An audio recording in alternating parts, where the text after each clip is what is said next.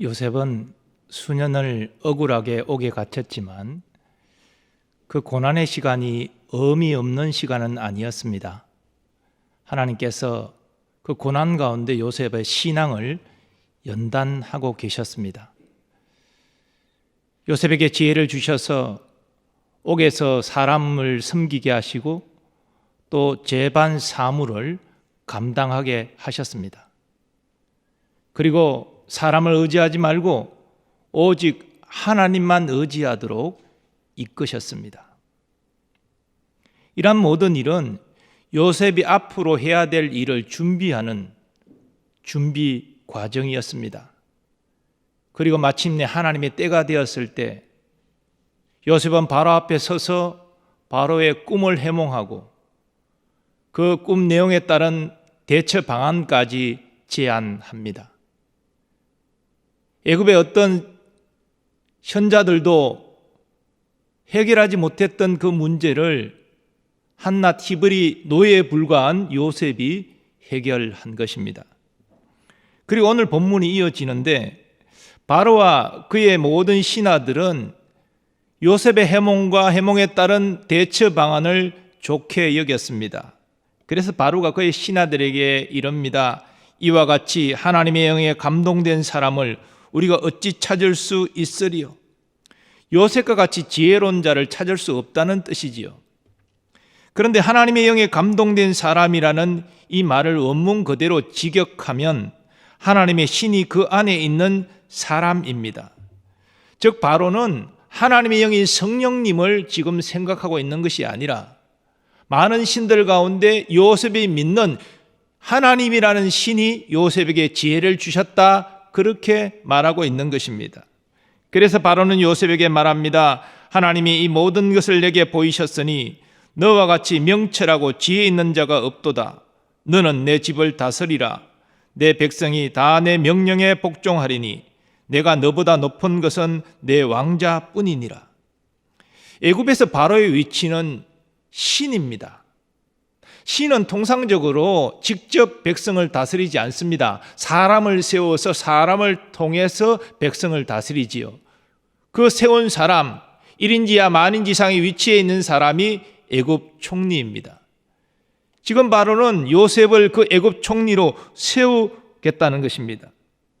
바로는 요셉을 애굽 총리로 세우면서 그 증거로 자신의 인장반지를 빼어서 요셉의 손가락에 끼웁니다. 당시 애굽의 모든 공문서는 이 바로의 인장반지 도장이 찍혀야 됩니다. 그것을 요셉에게 줬다는 것은 이제 요셉이 모든 공문서를 발송할 때 이 인장반지를 찍어서 그 공문서의 권위를 나타낼 수 있는 자격을 주는 것입니다. 그리고 곧바로 바로는 총리 취임식을 거행하게 합니다. 세마포 옷을 입히고 목에 금사슬을 걸고 그리고 자신의 그 버금수레, 즉 두 번째로 좋은 수레를 내주어서 요셉을 태우고 수행하는 사람들이 앞서가면서 다 엎드리라 외치게 합니다. 이렇게 요셉은 애굽의 총리가 되었습니다. 그리고 바로는 요셉의 이름을 사브나 바네아라는 애굽식 이름으로 바꿉니다. 사브나 바네아 정확한 뜻이 무엇인지는 알 수 없습니다. 학자들마다 견해가 틀린데 근데 추측컨대 이 이름은 요셉의 지혜와 관련된 이름임이 분명합니다. 또 바로는 요셉을 온의 제사장 보디베라의 딸 아스낫과 결혼시킵니다. 당시 온의 제사장은 선견자 중에서 가장 위대한 자라는 직함을 가졌습니다. 그러니까 요셉은 애굽의 총리에 걸맞게 가장 애굽의 엘리트 계층과 이제 결혼하게 되는데 그 딸과 혼인하게 되는 것입니다. 요셉이 애굽의 총리가 되었을 때 오늘 본문은 그의 나이 40세라고 말합니다. 형들의 미움을 받고 애굽의 종으로 팔렸을 때 나이가 17세니까 벌써 13년의 시간이 흐른 것입니다.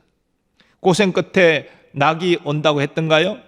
그 13년의 고된 노예 생활과 억울하게 옥에 갇혀있는 이 생활, 그런데 어느 날 하루아침에 요셉은 바로의 꿈을 해몽함으로 말미암아 애굽의 총리가 되었습니다. 얼마나 요셉이 기뻤겠습니까? 그런데 오늘 본문을 보면 요셉은 전혀 자고하는 모습이 없습니다. 우쭐대지 않습니다. 총리로서의 직임을 곧바로 감당합니다. 그는 집무실에 앉아있지 않았습니다. 애굽을 순찰하면서 자신이 꿈을 해몽한 대로 앞으로 7년 흉년이 오고 그 흉년을 잊게 할 극심한 7년 흉년이, 풍년과 흉년이 이렇게 이어서 오게 되는데 어떻게 내가 이 애굽을 기근으로부터 구원할 것인가, 곡식을 어디다 어떻게 저장해야 되는 것인가, 이런 것들을 온 땅을 순찰하면서 그는 확인할 수 있었습니다. 그리고 요셉이 해몽한 대로 7년 풍년이 시작됩니다. 소출이 참으로 많았습니다. 요셉은 7년 동안 풍성한 곡물을 거두어서 각 성에 저장합니다. 요셉이 바로에게 그 대비책을 말할 때 매해마다 곡물의 5분의 1을 거두어 저장하라고 제안했습니다.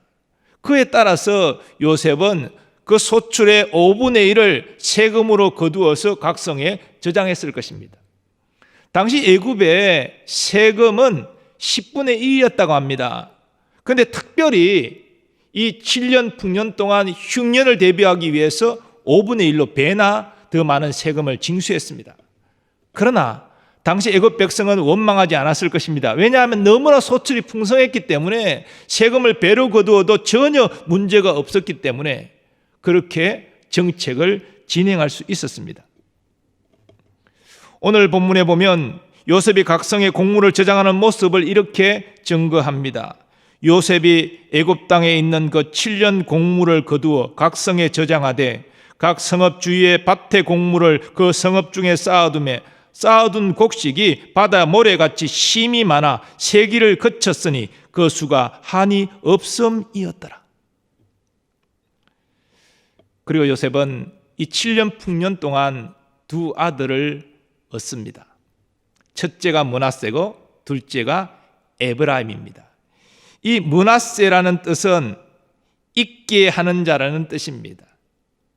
17년 동안 형들에게 미움받아 팔리고 또 종으로 생활하고 억울하게 옥에 갇히고 이 모든 고난과 고통을 이 아들이 잊게 했다는 것이지요.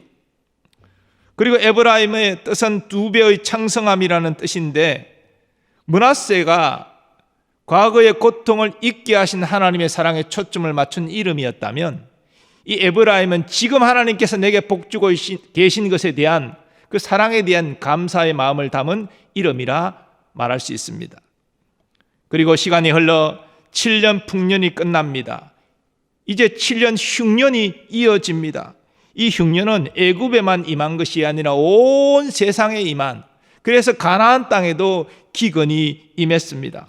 본문에는 기근이 온 세상에 심했다라고 증거하고 있습니다. 하지만 애굽에는 요셉의 지혜로 곡물이 산더미같이 쌓여 있었습니다. 그래서 요셉은 굶주려는 애굽 백성들에게 돈을 받고 곡물을 팔 수 있었습니다. 또 그 소문이 각국에 퍼져서 각국 백성도 양식을 살려고 요셉 앞으로 오게 되었습니다. 오늘 본문은 한마디로 인생 역전의 이야기입니다. 아침에 옥에 갇혀 있는 보잘것없는 히브리 노예였는데 오후에는 애굽의 총리가 되었습니다. 이와 같은 극적인 그런 이야기가 어디 또 있겠습니까? 그런데요, 이 인생 역전은 요셉이 자수성가로 이룬 그런 쾌거가 아닙니다. 하나님께서 뜻이 있으셔서 요셉을 인생 역전시키신 것입니다. 하나님께서 이 일과 관련해서 먼저 하나님의 마음속에 계획을 잡으셨습니다. 그리고 하나님의 계획을 요셉의 꿈을 통해서 계시하셨습니다. 밭에서 형들의 곡식단이 요셉의 곡식단을 둘러서 절하는 모습, 해와 달과 11별이 요셉에게 절하는 모습, 당시 요셉은 그 꿈의 뜻이 무엇인지 몰랐겠지만 이 꿈의 내용은 결국 요셉이 애굽의 총리라는 존귀한 자가 되고 그 가족을 구원하게 된다는 하나님의 계시였습니다. 그리고 하나님께서는 형들의 미움을 받아 미디안 장사에게 팔려서 다시 애굽 사람에게 팔리는 그 요셉이 정확하게 애굽 친위대장 보디발에게 팔리게 하셨습니다. 만일 애굽의 다른 사람에게 요셉이 종으로 팔렸다면 그 보디발 집안에 있는 왕궁 제수들을 가두는 옥에 요셉이 들어갈 일이 없었을 것이고 결국 술 맡은 관원장의 꿈을 해몽할 기회도 없었을 것입니다. 그렇다면 바로의 꿈을 해몽할 기회도 주어지지 않았을 것입니다. 근데 하나님은 정확하게 보디발에게 팔리게 하셨습니다. 그리고 보디발의 집에서 요셉이 열심히 일하게 하셨죠. 여호와께서 함께 하심으로 형통했다라고 성경은 증거합니다. 하지만 요셉은 억울한 누명을 쓰고 옥에 갇혔습니다. 그리고 수년이 지나 바로의 진노로 옥에 갇힌 술 맡은 관원장을 만나게 되고 그의 꿈을 바르게 해몽함으로 그의 복직을 보게 됩니다. 하나님께서 이 모든 일을 뜻을 두시고 섭리하신 것입니다. 이 모든 일은 우연히 일어난 일이 결코 아닙니다. 그런데요, 기대했던 술 맡은 관원장은 요셉의 당부를 잊어버렸습니다.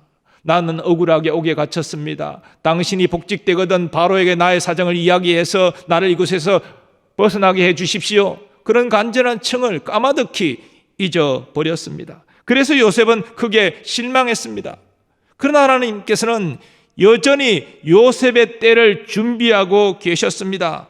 바로 술 맡은 관원장이 복직된 이후 만 2년이 지나고 바로가 꿈을 꾸게 되는 것이죠.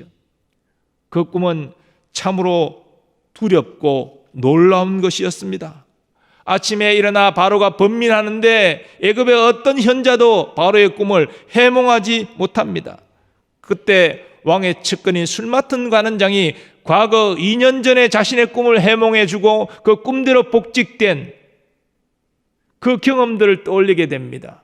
그래서 그 히브리 노예 요셉을 청구하게 되지요.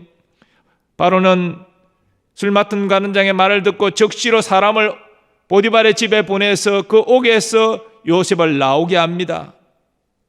그리고 그 요셉으로부터 자신의 꿈에 대한 해몽을 듣게 되고 대처 방안까지 듣게 됩니다. 7년 풍년이 오고 이어서 7년 흉년이 온다는 것이지요. 여러분, 이 창세기 41장에서 증거되는 이 이야기에서 우리는 어떤 하나님의 일하심을 보게 됩니까? 하나님은 앞으로 일어날 일들을 다 알고 계십니다. 그리고 그 일들을 애굽의 최고 지도자 바로의 꿈에 나타내셨습니다. 그러나 애굽에는 어떤 사람도 바로의 꿈을 해몽하지 못했습니다. 그래서 하나님은 이 술 맡은 관원자의 기억을 되살리시고 그로 하여금 자신의 꿈을 해몽한 요셉을 청구하게 하십니다. 그리고 하나님 요셉에게 지혜를 주셔서 정확하게 바로의 꿈을 해몽하고 그 7년 흉년의 대처 방안까지 제안하게 하십니다. 그리고 그 대처 방안을 들은 모든 사람들이 왕을 포함하여 그 대처 방안을 좋게 여기게 만드십니다. 사실 이름도 없는 히브리 노예가 꿈을 해몽하고 그 대처 방안을 제안했다고 해서 그걸 꼭 받아들여야 되는 법은 없지 않습니까? 그런데 그 마음들이 다 감동되어져서 그것이 타당하고 옳다라고 수용하게 하셨습니다. 결과 바로는 요셉을 애굽의 총리로 세우게 됩니다. 여러분, 이 모든 과정들을 눈여겨볼 때 이 모든 것들이 하나님이 하신 것임을 우리는 깨닫게 됩니다. 그러므로 사실 요셉의 인생 역전의 이야기를 만들어내신 분은 하나님이십니다. 하나님께서 옥에 갇혀 있는 히브리 종인 요셉을 애굽의 총리로 세우셨습니다. 요셉은 믿음의 사람이라 그는 하나님의 역사하심을 깨달았습니다. 그래서 다시 만난 형들에게 이렇게 고백합니다. 그런즉 나를 이리로 보낸 이는 당신들이 아니요 하나님이시라. 하나님이 나를 바로에게 아버지로 삼으시고 그 온 집의 주로 삼으시며 애굽 온 땅의 통치자로 삼으셨나이다. 자신을 애굽으로 보낸 사람은 형들이 아니라 하나님이시라는 것입니다. 사실 형들이 은 20에 미워서 미디안 상인에게 팔지 않았습니까? 그러나 그 모든 것이 하나님의 섭리라고, 하나님이 하신 것이라고 요셉은 말했습니다. 또 애굽의 총리로 요셉을 세운 사람이 바로이지만 결국 하나님께서 애굽 온 땅의 치리자로 나를 세우셨습니다. 그렇게 말합니다. 그 바로의 마음을 감동시키고 움직여서 그 일을 하게 하신 분이 하나님이라고 요셉은 믿고 말하고 있는 것입니다. 이처럼 하나님은 온 세상의 주관자이시고 우리 인생의 주권자이십니다. 이러한 하나님의 행하심은 아브람을 통해서도 확인할 수 있습니다. 우리가 잘 아는 것처럼 아브라함의 나이 75세가 되었을 때 하나님께서 그를 부르사 믿음의 조상으로 세우겠다 약속하십니다. 그 자손이 번성할 것을 약속하십니다. 그런데 99세가 될 때까지 아브라함은 아들 한 사람 얻지 못합니다. 그저 서자 이스마엘을 얻었을 뿐입니다. 자신의 친아들을 얻지 못했습니다. 아니, 하나님께서는 후손이 번성할 것이라고 약속하셨는데 어떻게 아들 한 명 주시지 않습니까? 아브라함의 나이 99세 하나님이 다시 나타나셔서 이렇게 말씀하십니다. 내가 너로 심히 번성하게 하리니 내가 내게서 민족들이 나게 하며 왕들이 내게로부터 나오리라. 내가 내 언약을 나와 너 및 내 대대 후손 사이에 세워서 영원한 언약을 삼고 너와 내 후손의 하나님이 되리라. 내가 너와 내 후손에게 네가 거류하는 이 땅 곧 가나안 온 땅을 주어 영원한 기업이 되게 하고 나는 그들의 하나님이 되리라. 하나님은 다시 분명하게 약속하십니다. 네 후손이 번성하여 민족을 이룰 것이고 여러 왕들이 나올 것이다. 내가 그들과 영원한 언약을 맺을 것이다. 우리는 창세기를 통해서 또 이어지는 말씀들을 통해서 하나님이 말씀 그대로 신실하게 이루셨음을 잘 알고 있습니다. 하나님께서 뜻을 정하시고 하나님이 행하시면 그 누구도 그 무엇도 막을 수 없는 것입니다. 우리 각자의 인생도 하나님이 주관하십니다. 하나님의 뜻이 있으셔서 우리를 부모님을 통해서 이 땅에 태어나게 하셨습니다. 그리고 그리스도 안에서 복음으로 우리를 부르사 하나님의 자녀 삼으셨습니다. 우리를 하여금 가정을 이루게 하시고 자녀를 낳게 하시고 생업의 현장에서 일하게 하신 것도 하나님의 뜻과 계획이 있으셔서 그렇게 행하도록 하신 것입니다. 심지어 우리는 교회를 섬기고 주일을 하는 것도 목적을 가지고 하기를 하나님은 원하시는 것입니다. 때로 우리가 지쳐서 힘들어 넘어질지라도 우리를 붙들고 다시 일으키시는 것도 하나님은 우리에게 계획을 가지시고 뜻을 가지시고 그렇게 하시는 것입니다. 그것이 무엇입니까? 믿음의 선한 싸움을 싸워라. 나의 영광을 온 세상에 나타내라. 하나님은 그렇게 우리에게 목적을 두시고 우리를 붙들고 인도하고 계십니다. 우리가 이러한 사실을 안다면 요셉과 같이 억울한 일을 당하고 또 사람들에게 배신을 당하고 그래도 낙심절망하지 않을 수 있습니다. 보복하지 않을 수 있습니다. 또 우리는 우리가 처한 자리에서 최선을 다해서 하나님의 자녀답게 살려고 힘쓸 수 있습니다. 우리는 하나님이 함께 하시는 인생이기 때문이지요. 어떤 상황 가운데서도 하나님 나를 버리지 않고 떠나지 아니하시고 함께 하심을 믿기 때문이지요. 우리가 그렇게 하나님 앞에서 살아갈 때 하나님은 지금 우리가 억울하고 손해보고 또 우리가 지금 고통당할지라도 하나님의 때에 모든 것을 합력하여 선을 이루어 주십니다. 이런 의미에서 그리스도 안에 있는 자, 하나님이 함께 하시는 자는 그 자체로 인생 역전한 사람입니다. 우리는 요셉을 통해서 그 분명한 사실을 확인할 수 있습니다. 그러므로 여러분, 요셉처럼 큰 고난 가운데 있다 할지라도 낙심절망하지 마시기 바랍니다. 요셉은 낙심하지 않았습니다. 보디발의 집에 종으로 생활할 때도요, 성실하게 자신의 일을 최선 다했습니다. 그래서 주인의 인정을 받아서 종이지만 그 집안 모든 재산을 관리하는 위치에 서게 되었습니다. 우리도 그러해야 됩니다. 우리는 누가 뭐래도 하나님이 사랑하시는 아들, 딸들입니다. 하나님은 우리를 반드시 도우십니다. 그리고 우리를 고난을 통하여 연단받게 하셔서 성숙한 신앙 인격의 소유자가 되게 하십니다. 야고보 장로는 그래서 고난을 기쁘게 여기라 말했습니다. 내 형제들아, 너희가 여러 가지 시험을 당하거든 온전히 기쁘게 여기라. 이는 너희 믿음의 시련이 인내를 만들어내는 줄 너희가 알미라. 인내를 온전히 이루라. 이는 너희가 온전하고 구비하여 조금도 부족함이 없게 하려 함이라. 이 고난의 유익을 우리가 깨닫는다면 낙심절망하는 것이 아니라, 하나님이 고난을 내게 허락하시면서도 하나님이 날 멀리 떠나 계신 것이 아니라 나와 함께 하신다. 이 고난에 나의 손을 잡고 함께 행하시며 이 고난을 통해 나에게 유익을 주실 것이다. 이것을 우리가 깨닫는다면 우리는 고난 가운데 원망불평하지 않고 낙심절망하지 않고 담대히 나아갈 수 있는 것입니다. 또 우리가 요셉처럼 억울하고 원통한 일을 만나고 배반을 당할지라도 우리는 보복해서는 안 될 것입니다. 요셉은 형들의 미움을 받고 팔렸지만 다시 형들을 만났을 때 보복하지 않았습니다. 보복할 힘이 있었지만 그렇게 하지 않았습니다.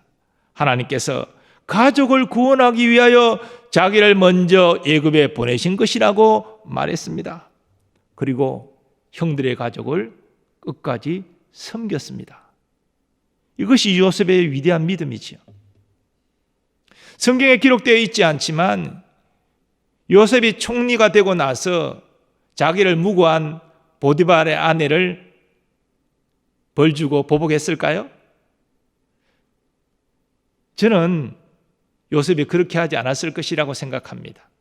왜냐하면 하나님의 주권을, 하나님의 인도하심을 그가 고백하고 있기 때문이지요.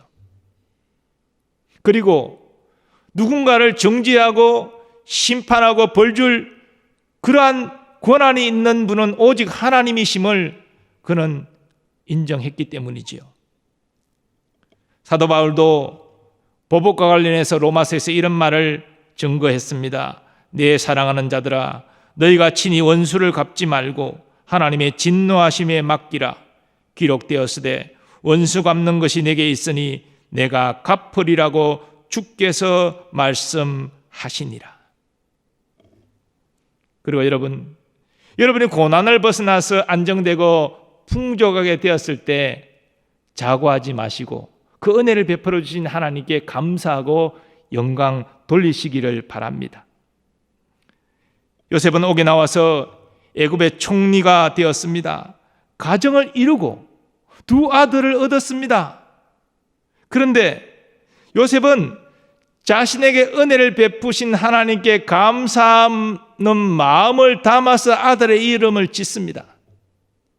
먼저 장자인 므낫세, 그 므낫세의 이름은 51절에 있는 대로 하나님이 내게 내 모든 고난과 내 아버지 온 집 일을 잊어버리게 하셨다. 고통을 잊게 하신 것은 아들이 아니라 하나님께서 아들을 통하여 잊게 하신 것입니다. 그래서